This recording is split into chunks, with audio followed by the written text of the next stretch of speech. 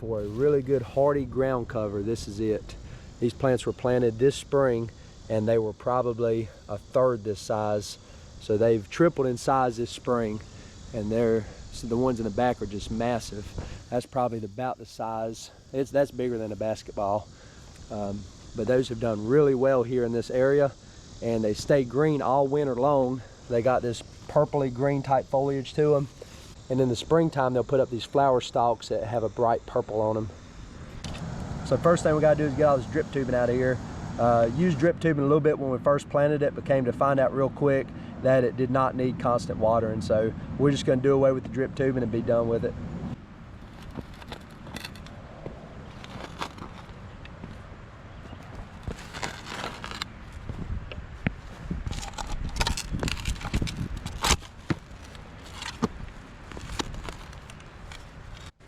So I've divided these plants a lot of different ways. Today we're going to be using a Sawzall because I feel like it's pretty easy. You can use a knife on it, you could use a shovel, you could chop it with it in the ground before you dig it up. You can dig it up and chop it. Really a lot of different ways to do it. This stuff is extremely hardy. All right, we can see there's our 3 plants, and we're going to spread those out and they'll grow back to the same size as what they just were. So this is a good way to multiply your beds and to really expand your ground cover without going and spending a lot of money. So we are planting in a lot of clay today. Even though this bed's had mulch and compost in it over the years, we're still going to use a soil amendment when we put these back in the ground. And for what we're going to be using today is going to be called this clay breaker. Pretty much just a bunch of organic matter, leaves and mulch and stuff like that that's been decomposed.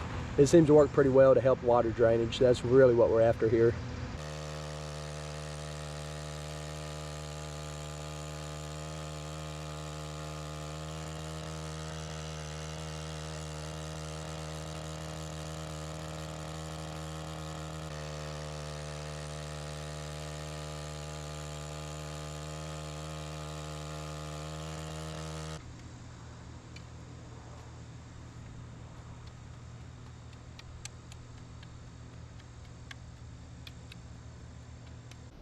All right, well here's the layout that we're going for. Just try to keep them about half a step off the concrete because the majority of them grew about 1 foot step across, which is about 12-14 inches. So try to keep them off the concrete just enough to where they don't have to be trimmed and maintained. And then I spaced them about 1 foot in between, that way they grow together.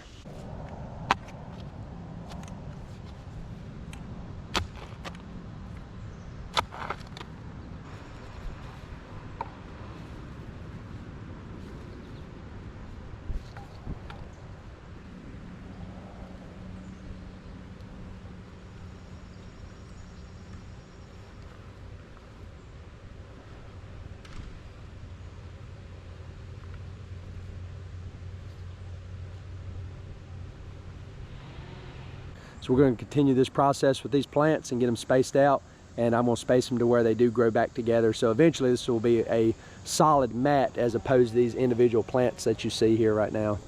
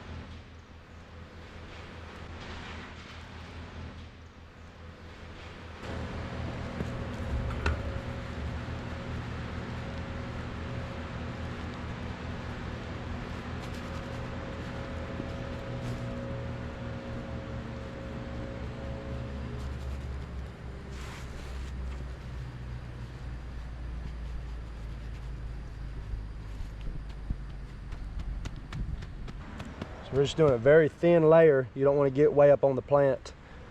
But you can see right there, I've still got probably a 1/2 inch or an inch of root ball sticking up. Just a real thin layer, just enough to cover the mud up and keep you from sinking in if you walk on it.